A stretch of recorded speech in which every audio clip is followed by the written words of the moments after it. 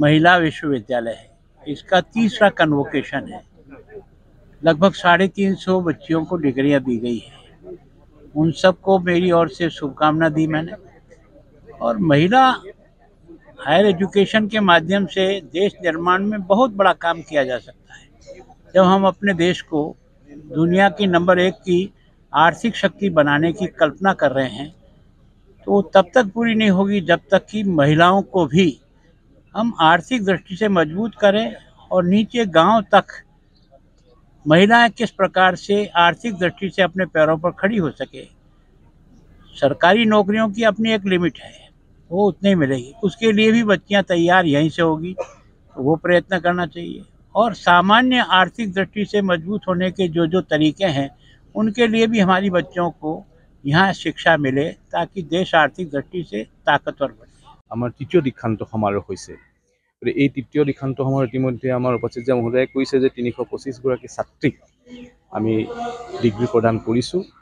এই ছোৱালীবিলাকে আমাৰ ভৱিষ্যতৰ হৈছে আমাৰ বিশেষকৈ নাৰীক আমাৰ শক্তি বুলি কোৱা যায়। গতিকে এই শক্তি যদি আমি ভাবোঁ, গতিকে আমাৰ ভৱিষ্যতৰ প্ৰজন্মৰ কাৰণে বা দেশৰ কাৰণে তেওঁলোকে হৈছে মূল। গতিকে তেখেতসকলক আমি প্ৰত্যেকটো দিশত, আপোনালোকে জানে যে 15টাকৈ আমাৰ মাষ্টাৰ্ছ ডিপাৰ্টমেণ্ট আছে, 2টাকৈ আপোনাৰ বেচেলাৰ্ছ ডিপাৰ্টমেণ্ট আছে।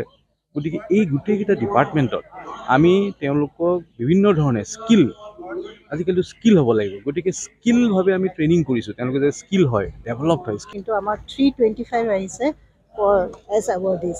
আৰু তাৰোপৰি আমি এবাৰ অনাৰিছ কছা দিছোঁ madam Kalpana খাউন। She is a educationalist as well as a social worker.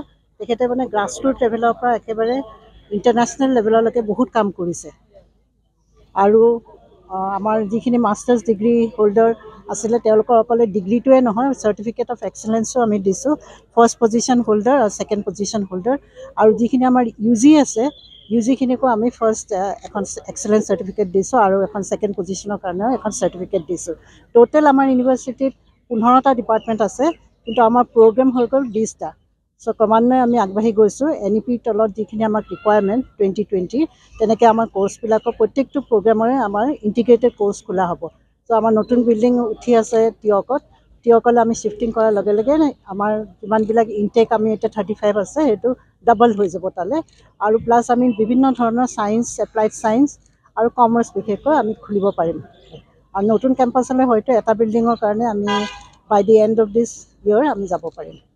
আমি ফুল গভৰ্ণমেণ্টৰ ছাপৰ্টো আমি ফুল ছাপৰ্ট পাই আছোঁ এতিয়ালৈকে, আমাৰ টিচাৰ এপইণ্টমেণ্টৰ ক্ষেত্ৰতো, প্লাছ আকৌ আদাৰ ইনফ্ৰাষ্ট্ৰাকচাৰ আৰু লজিষ্টিকৰ কাৰণে।